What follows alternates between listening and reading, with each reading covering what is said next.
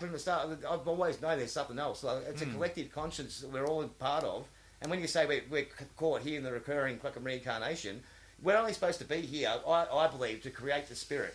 The body creates the spirit. Once that's created, we move on to the next thing. And I think they're cutting us off before we get to do that. Oh, that's an interesting thought. I haven't heard it. Yeah, well, like that. I think we're all part of a collective conscience. Maybe it's a being of itself trying to understand itself, and then by us being born, we give it another perspective kind of thing. And then once we die, we're supposed to return to it with that information. And that information, I believe, that anyone can tap into at any time once you realise what it is. And I believe the model to be a bit different to what you're saying. So I think, say you've got all of existence, and then I think there's individual beings, infinite individual beings out of existence, and it's all like a hologram, like the whole is in each individual. So what I mean by that, you know how you've got a hologram, say you've got a big hologram, a rectangle, it's a picture of a dog, and you cut it into fours. It's each square you've cut isn't 1/4 of the dog, it's the dog in the picture. You know, you cut it again into eighths. Like each small section you cut is the entire hologram in the whole. It's like, you know, you have reflexology on your feet, and, you know, the whole body is represented in the feet. And the same thing with your eyes. You have iridology. You can, you know, tell what's going on with the body because of the eyes. It's like the whole is in each different part. And my theory at this point is that there is the infinite whole. Well, you know, whole, just, you know, because whole is in not whole, H-O-L-E, W-H-O-L-E. Yeah, you have that infinite whole, and each infinite is, you can have infinite beings that are fully conscious and can act independently of each other or cooperatively if they so like, and basically the way they exist is just within the parameters of what is truth. Like that if you're going to call anything God, it's just what is true would be considered as God, but it's not like a thinking entity. It's just like, for instance, you cannot have courage without fear. Like, because courage is the overcoming of fear. That's just, it's illogical to think you can have it without it. It's just a logical truth. Or, for instance, you know, this microphone, you cannot destroy it if it hadn't been created. That's just a logical truth. You know? You're talking duality, kind of like, basically. No, I'm just talking about like what is true and what is false. Like trying to figure out what I am. And it's just like what I am exists inside a parameter of what is true. And then outside of that, if I want to exist outside of what is true, then I have to pretend. I have to believe a lie. I have to believe what is false. So perhaps, getting back to the deeper picture of what could be happening here is that we, at that super high level, had always been sovereign, because if there's infinite beings and they're all infinitely powerful, meaning they all have access to infinite knowledge, they have infinite choice, or the type of infinite choice which is available within certain parameters of what is true that cannot be escaped in a way, you're like, okay, well, we're all sovereign. What is it like? Like, what does slavery mean? What is slavery? You're like, you don't know that. You could know the idea, but you haven't experienced it. You don't really know. I believe slavery is like forfeiting your free will, basically. Well, that's Earth. Earth is slavery. Essentially, like it's that. a mental construct. Well, it's evil. It's the destruction of your freedom. But how do you really know what that means unless you've experienced it? Because if you're an all-powerful God, which I believe everyone of spirit is at their essence, like just a spiritual, all-powerful God. We're all part of the God is a collective consciousness in my little thing, but I mean, I don't like that because collective is different to hive-minded, but they are obsessed with hive-minded stuff. I know, this is different. And I hate using the word consciousness. I actually refuse to use it for the longest time because it's not a real word. It's basically like there's conscious and unconscious, and and there's subconscious. But consciousness is something I've struggled. I hate these buzzwords that come along that actually people use to describe something that they don't understand. And so I actually refuse to use it for the longest time. But it really is the best word to sum up what I'm thinking. Well, how do you define consciousness? Well, that's what I think. It's the knowledge of what your true self is. Basically, it's the knowledge that we're all connected and we're all part of something bigger than what we think bigger than ourselves. Okay, so see how I define consciousness is very specific, and it's awareness of being aware. That's just what consciousness is. It's just the awareness of being aware. Because you can have a dream, and in the dream you can be aware, but you don't know that you're aware. You only really know once you wake up and you're at this level, right? This level of consciousness where you're aware of being aware. And then you look back at the dream, you're like, oh yeah, like I remember that, like I was aware. Yeah, but I'm in a dream, right? But your body's asleep. Like the body is just, it's just something you are in or you have. You are not it. Yeah, I believe it. Yeah, we're not separate from it. While we're alive, we're directly connected to our body. Our body is us. That's what I think. That, until we actually die, that's like being born again into the next stage. So another way to explain it is if you were to enter into a virtual reality game right now. We put you on a headset, you sit down in this chair, it's like, 100 years more advanced, right? And then, boom, you go into the Jumanji world, and you're playing as The Rock. Like, if you've seen the movie Jumanji, yeah, they do it well. And you're in prison. you're in Jumanji, and you're The Rock. And you're like, but I am The Rock. This is my body. Like, no, dude, no, it's not. Like, you're sitting in a chair. You think you're in this world, like, it's a real experience. It's not the highest truth. It's happening to you. You are experiencing it, but you are not that body. You are that which is piloting that body. You are potential, right? Yeah. Because I also say to people, like, does that make sense? Yeah, it does. I just disagree with my own experiences. The way I've got on mushrooms before and actually changed. I've literally changed the way my brain works sometimes. Like I've got into, there's a control room that basically it controls like your blood pressure, your temperature, everything that your body does unconsciously. Like even like when you're walking, putting one foot forward to the other. Yeah. And like you're not thinking about that. That's something that happens like naturally. That's your unconscious sort of like taking control. I've got to the states where I can actually control every single part of my body and everything it's doing. It's freaky as. Like, that's cool. But that to me it's. That we're not just pilots of it. It is actually the thing that is. Well, I was going to say it is the engine, and that would imply that we're pilots driving it. But yeah. Well, that I don't know. That kind of reinforces it more because if you were actually the body, then how would you be able to do that? It's kind of saying that you were something else other than the body being able to that's what make that change. The body creates that. So, that's the higher self, the consciousness, if you will. That actually, the whole purpose of being here and being born is to create a new consciousness, have new experiences, and good and bad, because everything has to be experienced. Like you said before, it doesn't have to be. Well, how does a God know about slavery when it has never been a slave? I mean, if we're part of an infinite thing that wants to understand itself and understand everything, it has to experience everything. Only if it so chooses. Yeah, well, that's because anything forced is fundamentally wrong. Yeah, but that's why we have to. There's like a purpose of life and a purpose of everything. There has to be some sort of reason why this was all created. But it's subjective. Yeah, it's always subjective, and your purpose can change. Like my purpose currently is total self-realization, total self-mastery.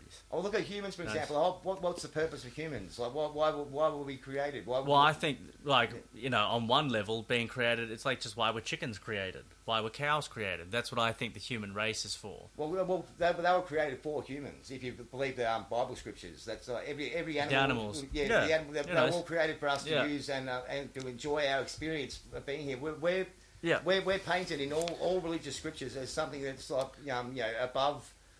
That we're not just another animal in here that actually evolved bigger brains and became like dominant. We're something else that was created and put here for a reason, and that's what I try and understand the reason. Yeah, like my best theories at this point is like the Anunnaki kind of stuff, where it's explained that the human vessel was designed for a purpose to be a part of a loosh extraction energy system, similar to Monsters Inc. Oh, so you think we were designed as a resource for whatever is the human body, not the spirit. The human body.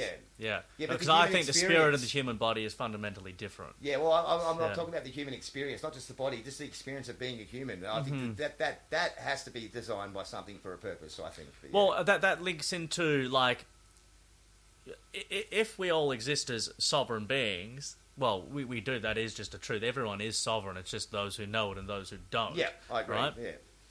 So to really, and as a choice, as that higher spiritual being living in that state of existence where you are sovereign and you have the ability to create your own worlds, you're like, if at some point you're like, okay, what's it like to not be sovereign? What is slavery? Or what am I? Perhaps the question is, what am I?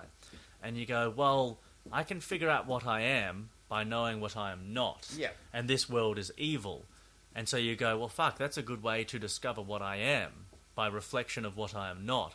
And then you're like, well, how else do I know what I am apart from experience? So I need to experience what I'm not, so then I can learn what I am. Yeah. Boom, and then you have this massive world of just fucking evil upon evil. Well, see, I don't think the world itself's evil. I see examples of everyone, the natural instincts being I actually don't believe in good and evil. I think it's basically all on perspective. People do really fucked up shit because they feel they have to. Or I don't think that anyone actually chooses to be evil, or even when they are being evil, they actually believe they're being evil. I think they just everyone justifies themselves. You can justify anything really if you. Mm-hmm. No one ever. So I don't think Hitler was walking around saying, "How could I be more evil today?" I actually don't think Hitler was a bad guy. I think he was good. Have you seen videos? He was just doing the best he could. Dogs love him, man. Have you seen pat dogs and dogs? Oh yeah, we're on the same page with that. Yeah, you cannot be evil and have animals love you. Yeah, it's true. Yeah. I don't know. There's some dogs that like cops. Yeah, but they're trained to. But I mean, yeah, exactly. Yeah.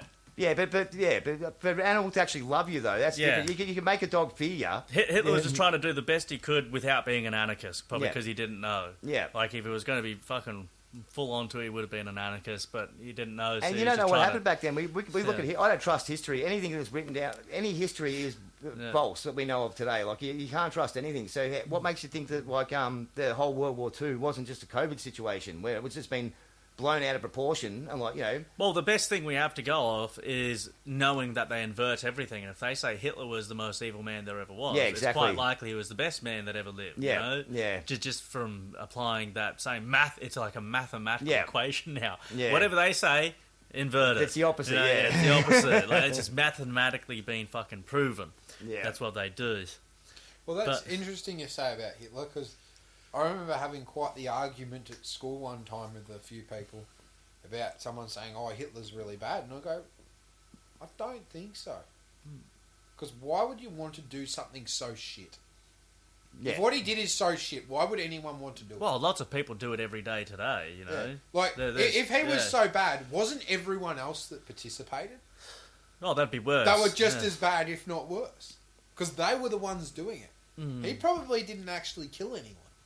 No, he didn't. No. Just in defence of his country. What happened to the German people is fucking horrendous. Yeah. Listening to some of the stories of just the fucking Allied soldiers coming in and just rounding up the whole town and raping them, just a line. Yeah, there'd be women there and there'd be a line of 100 soldiers, just one after the other, raping the German people. Yeah. Just fucked. Well, do you know, my partner Tash, her grandfather is German. He actually fled during the Nazi, World War II, basically. He didn't want to fight, so he fled to South Africa and actually met her grandmother, who's African. Mm-hmm. And but I used to be telling me stories for years about how it's not what the history books say. He doesn't. Oh, yeah, there were no Nazis in Germany. He says he swears black and blue. Germany had no Nazis in it.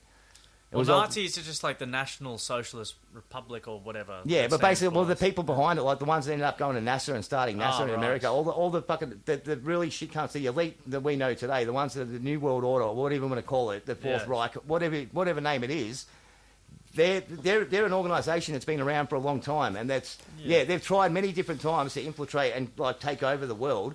This is probably the closest they've come to it right now. But if you look back at history and all these pivotal events that we're told for whatever reason is something else, it's very likely that these people were just trying to take over shit, as they do, or manipulating society like they have today, changing our laws and all that sort of shit, getting in positions of power, and then basically getting fucking the people who've had enough and fought back. And I think these days it's so much harder because they've got the internet now, and they've got television, basically the greatest mind control device ever fucking made.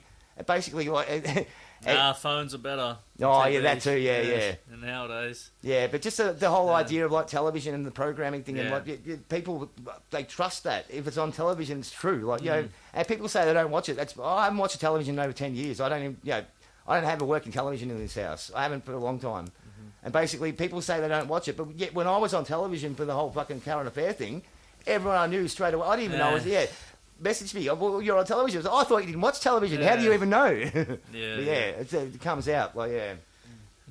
With the whole good and bad thing, like, I think that, definitely exists. And the way I define good is treating others as yourself.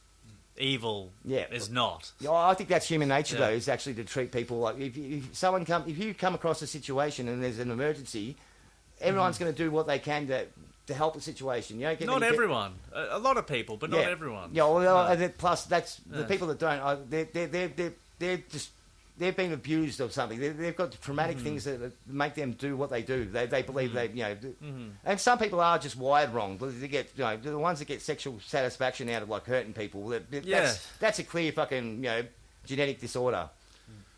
Well, they've just through a series of programming been convinced to believe that which is false. Yeah, but I mean, some people, if you see someone actually get hurt and you actually get sexually aroused, that's something you have. That's something you have no control over. That's something that's wrong in your brain. That's something. But you can train people to do practically anything. Like I suppose. Just like you can train dogs. It's like little tiptoe steps. You could do all that stuff. Yeah. And that's like I've read about that kind of stuff. They can do all that shit. It's all possible. Yeah. That's how they do it. But good is just treating others as yourself. That's just it. You go, would I want someone else to treat me evilly? Like, would I want to be tortured? Would I want to be raped or treated with cruelty? Some people get off on that stuff. No, they get off on doing it. No, they get off on being tortured. There's a whole sexual fetish with that. Like, I'm serious. Like, it's like, Okay, well then you say tortured against your will. Okay. Yeah. So being tortured against your will, being raped, because normally, torture is like against your will, yeah? Yeah. So that's what I mean, against your will. Yeah. Like being attacked against your will, raped against your will, things taken off you against your will, being locked into a prison or something against your will. No one wants that. A lot of people want to do it to others, but no one wants that done to themselves. Yeah. So, but everyone would want to be treated with love or care. That's what these people love, to be worshipped as gods. They want to be looked up and respected and worshipped and all this kind of stuff. And I think that is like a fundamental truth. Because you go, well, like the truth is, I would want to be treated with love. I would not want to be treated evilly. Okay, that's just a truth. I'm still thinking about this and contemplating it because people have different perspectives on what love is. Like, I'm using the word love to encompass care, compassion. That's my whole point with good and evil. It's all due to perspective. Basically, one person's good as another person's evil, and that's what the problem is, and that's why the world is today where it is today, because people don't understand objective morality, because their morality is objective. You can get to that, and then you can go, I know what good is, but I choose to do evil, right? Because real deep evil is knowing the difference between right and wrong, choosing to do what is wrong with the intention to cause suffering. Yeah, I don't believe that actually proper humans, that spiritual beings, are capable of that. Of course they're capable of anything. Yeah, well, you can do that. And a lot of these people at the higher levels, like, they do evil because that's just what they like. Yeah, that's why I don't think they're actual people. I think they're fucking. There's something else going on with them. Like, Well, perhaps. The whole cloning thing. I know. It's opposed to yours today about clones and the celebrities and that. But, it's quite possible. Yeah, I know. Well, actually, look at Bill Gates. They've been. It's like a genetic. I can't remember the name of it. It's a way to alter any genetics, basically, to make humans exactly how you want them. That's why a lot of these actors look the same, because they're actually being made out of the same mold. They're not actually clones. It's basically just genetic modification. It's called CISA or something like that. It's something that they're pushing now for the vaccine development and shit like that. But it's something they've had for a while though. The technology they have is crazy. We're seeing technology they had 70 years ago. It's about a 70-year lag with what they are capable of and what we actually see in the public. Well, you got two types of technology: technology inside the matrix and technology which is the matrix. Yes, because like people. Like, the human body is a technology. Like, trees are a technology. Everything in this world is a technology. It's all being created. Well, again, right? And I'm not saying that's good or bad. I'm just saying it's a technology. Well, if you look at our bacteria, there's more bacteria in us than there are cells. Like, we are mainly bacteria. That's why I think that when you go back to the whole Star Wars thing and the Force, our bacteria is like the midichlorians. That's what connects us to people. It's actually, that's like a billion different beings, all as one sort of thing. And that's within us, and we're part of that on a bigger scale. It goes down. Like basically, bacteria may have fucking even bacteria of their own. It's possible. Yeah. Like in Star Wars, they use a healing device called Bacta. You remember? Yeah, is that when he's in the tube and that? That could be a large scale. I think it's like Bacta foam or something they used to heal wounds. I don't know if someone's listening to this, they can look up. Or we can look it up later. Bacta, yeah. Maybe it's something to do with bacteria. Yeah, well, it could be because But it's like just as like I am different to you, right? Like, but within me there is the whole. Like there is the whole of. Say bacteria. I've got a heart, lungs. On all these different levels. Yeah. Physically, you've got like hearts and lungs and teeth and feet and toes. Inside, all the different types of bacteria, and then within you are all like truth, courage, love, hate, care, compassion. Right. So that goes back to what I was saying about the whole, the completeness of existence and truth is within each individual. Yeah. It's like I have the full completeness and whole, or the potential for it within me. So do you. Say to you. Maybe. Pointing at the dog. He's pointing at Maynard there, just to clarify. Yeah. But imagine if your bacteria had they all had individual consciousness and they all had their own goals and fucking aspirations and that's just chaos. Would that And you actually had you were able to actually oversee all of it. Like you're actually connected to every single one of them. That's to me that's the level that I'm trying to get on, to the point where actually I have such control over everything. Well, that would be in total self mastery. Yeah, well that's what I call it, enlightenment, basically. That's I've had those moments before, and it's crazy. That's what. Yeah. Well, typically enlightenment is just referred to as the freedom from suffering. Nirvana, is the word. Nirvana is the complete oneness with everything, and the complete knowledge of everything and how everything works in an instant, all time, everything in one instant, like that. It's like you live 1,000 lifetimes in like a second. And you have all the wisdom of that, and then it's a bizarre thing. And I've experienced this in deep states of fucking meditation or fucking or being just tripping on mushrooms and stuff like that. But that's what I do. I try and actually work through these things. That's what I come up with. Yeah. We always got to remember there's still more to know, because sometimes what can happen, we could come across a perception where we do perceive that we have all knowingness. But a lot of the time, it's it's not real. It's false. Especially what happens with NDEs, where people disconnect from their physical body, death, which is just really life. I've been telling this to people, because this is the land of the dead. Because when you were born here, you are delivered, right? You know that? You were delivered. Heard of that one, Blake? So you were living before, now you're not. Yeah. You're delivered, destroy, disintegrate, destruction, right? That's the language they use to try and actually, it's like, casting spells. That's why you spell things. It's that language actually makes us slaves, according to some people. It can make you a slave or you can make them free. Yeah. Well, that's what I mean. But not many people actually go into the depths of looking at it, what language means and why, and how it's used to actually control us. That's right. Yeah. And so, where were we going with that? Language, NDEs. Yeah, a lot of people, when they disconnect from the physical body, because what I do is I look at the patterns and look at all the common links between all these events, these out-of-body, conscious experiences that are outside of the physical body. Yep. And they always say that it's more real, they don't want to come back, and there's always an agenda. That's the three common links I've seen. Yeah. So it's more real, as in they look back at this physical experience, they go, fuck, that's practically like a dream. Just as we look now from here at a dream, we go, this is more real. They do the same when they disconnect from the physical bodies. Yeah, because it's a feeling of just a good feeling, basically, which you don't get in this world. You don't get this feeling of just total, there's not even a word for it, bliss or something like that. It goes beyond words to describe. Which is what I have a problem with mostly, is actually finding the words to describe what I'm trying to fucking say. Yeah, it can take some time. It is hard. And it's everything can be explained, but it may not be accurate. Yeah.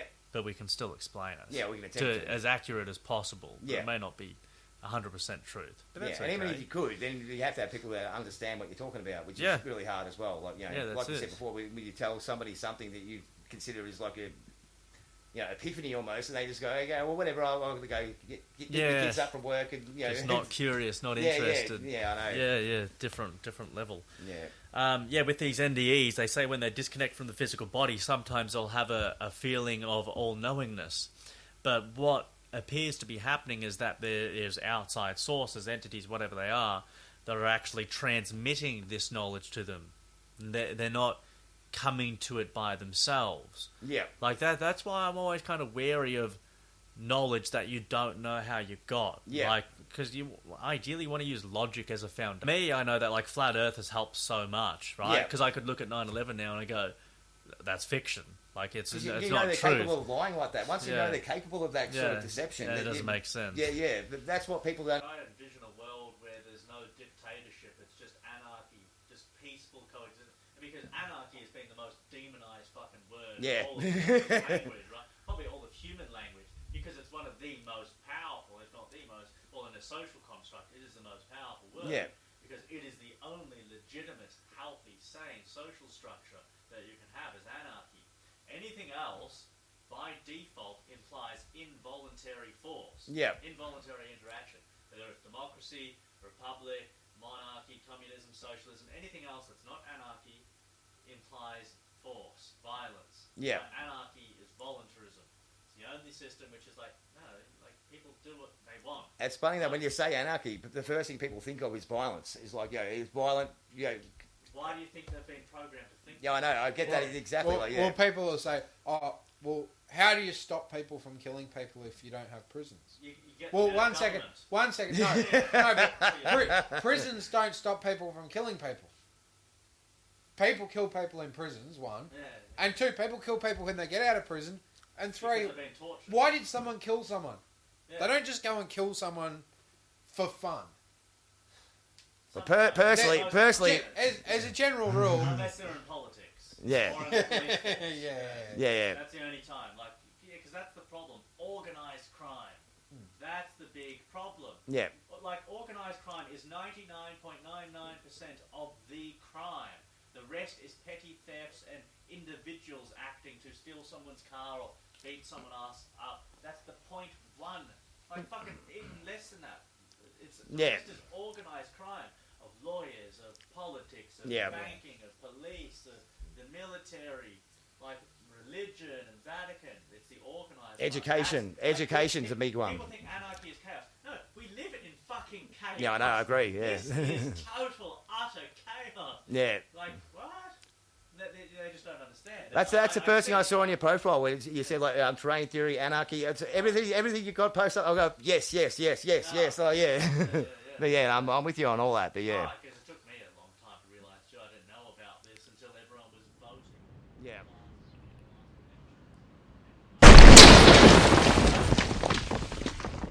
Fully understand why, but I was just like. And fade out.